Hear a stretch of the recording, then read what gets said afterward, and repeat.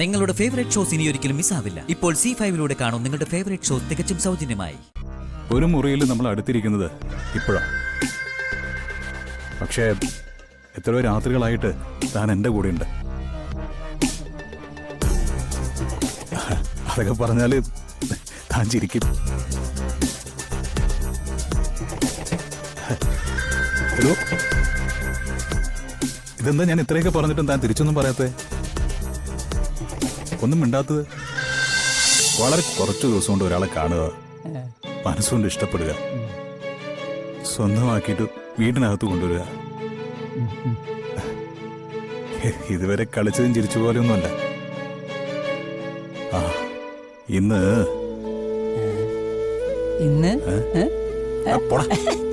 വാ പോവാ. ഒരു മിനിറ്റ് മതി, വാ പോവല്ലേ?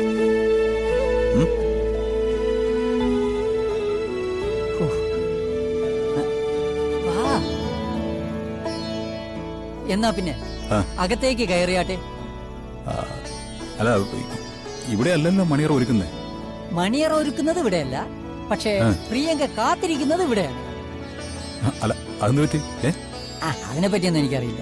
ചിലപ്പോ പെൺകുട്ടികൾക്ക് അവരവരുടേതായ ചില ഇഷ്ടങ്ങളൊക്കെ കാണില്ലേ. ഇനിയിപ്പോ അതൊക്കെ ചോദിക്കാനും പറയാനും നിൽക്കണ്ട. ചെല്ല് കുട്ടാ, ചെല്ല്. പിന്നെ പോവാല്ലേ? ഇപ്പോ കണ്ണ് കൃത്യമായിട്ട് കാണുന്നുണ്ടല്ലോ അല്ലേ? പോടാ പോടാ പോടാ പോടാ. എനിക്ക് ഇപ്പൊ കണ്ണിന് പണ്ടത്തെക്കാളും കൃത്യമായിട്ട് കാണാം. ഓക്കെ അല്ലേ? പിന്നെന്താ, കേറി വെക്കോ. വെക്കോ.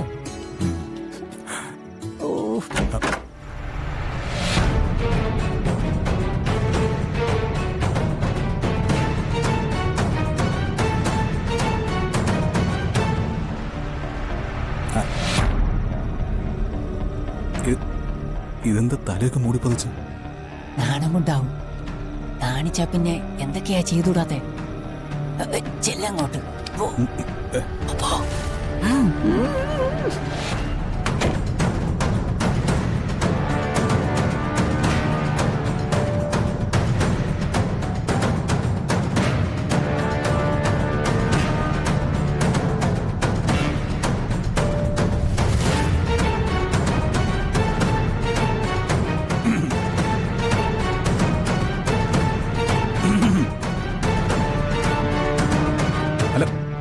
എന്ത് പറ്റി ഇത്ര നാണിക്കാനായിട്ട്?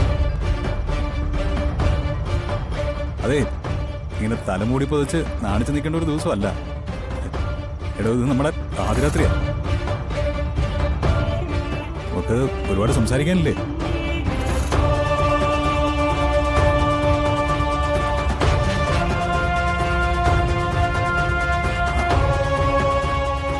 അതെ, എനിക്ക് ഒരുപാട് സംസാരിക്കാനുണ്ട്.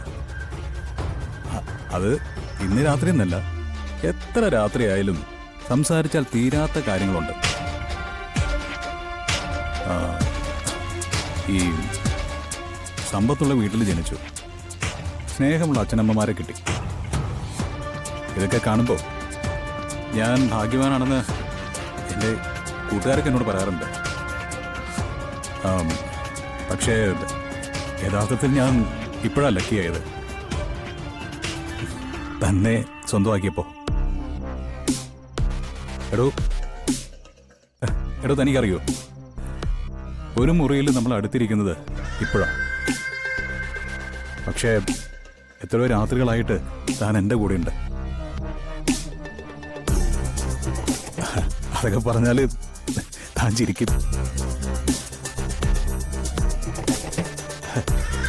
ഹലോ, ഇതെന്താ ഞാൻ ഇത്രയൊക്കെ പറഞ്ഞിട്ടും താൻ തിരിച്ചൊന്നും പറയാത്തേ? ഒന്നും മിണ്ടാത്തത്?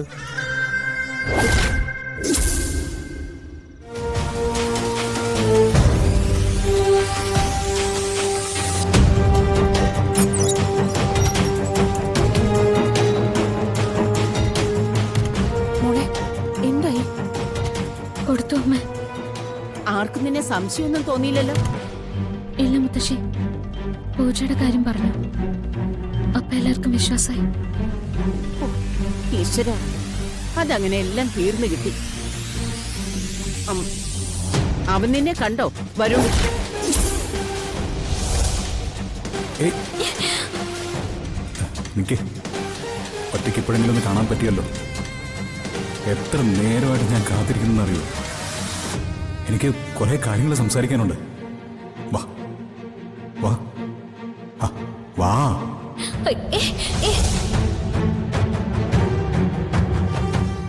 എടി കണ്ടോന്ന്? ഇല്ല മുത്തശ്ശി. ദേ, നിന്റെ കഴുത്തിൽ വരുൺ താലി കെട്ടിയ വിവരം നമ്മളല്ലാതെ പുറത്താരും അറിയാൻ പാടില്ല. അങ്ങനെ എന്തെങ്കിലും സംഭവിച്ച പ്രിയങ്കമോളുടെ ജീവിതത്തിന് എന്തെങ്കിലും ബുദ്ധിമുട്ടുണ്ടായാൽ ഞാൻ ചത്തുകളയും.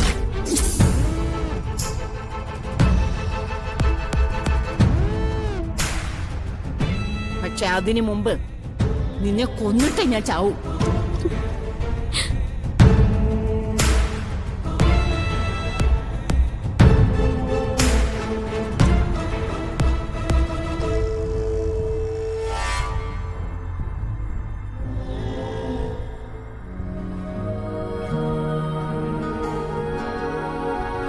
പോട്ടെ മോളെ, നീ ഇപ്പൊ ചെയ്ത കാര്യം അത്രയ്ക്ക് വലുതാണെന്ന് മുത്തശ്ശിക്ക് അറിയാം. എന്നിട്ടും നിന്നോടൊരു നല്ല വാക്ക് പറയാനുള്ള മടി കൊണ്ടാ. സാരല്ലമ്മ, പ്രിയക്കിന് പ്രശ്നങ്ങളൊന്നുമില്ലല്ലോ.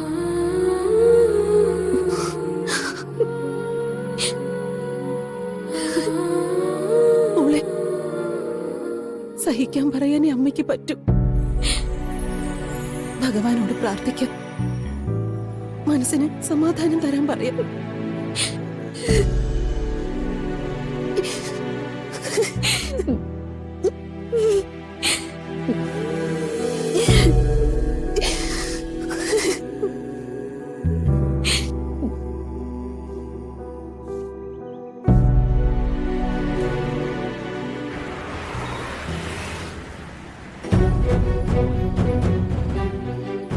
ഞാൻ ചോദിച്ച കാര്യം അശ്വതിക്ക് മനസ്സിലായോ? ശ്യാമയുടെ മകൾ ജീവിച്ചിരിപ്പുണ്ടോ? എവിടെയെങ്കിലും വെച്ച് കണ്ടിരുന്നോ? ഇല്ല. എന്നോട് കള്ളം പറയരുത്. ശ്യാമയ്ക്ക് ആ കുഞ്ഞിനെ കണ്ടെത്തി കൊടുക്കാൻ വേണ്ടി രാവും പകലും കഷ്ടപ്പെടുന്ന ഒരാളാ ഞാൻ. ശ്യാമയുടെ മകൾ ശ്രീകൃഷ്ണപുരത്തുണ്ടോ? എനിക്കറിയില്ല.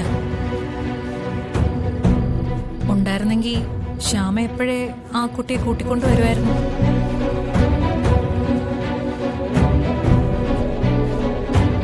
ശ്യാമയുടെ മനസാക്ഷിയുടെ താക്കോല് നിന്റെ കയ്യിൽ ഭദ്രമാണെന്ന് എനിക്കറിയാം.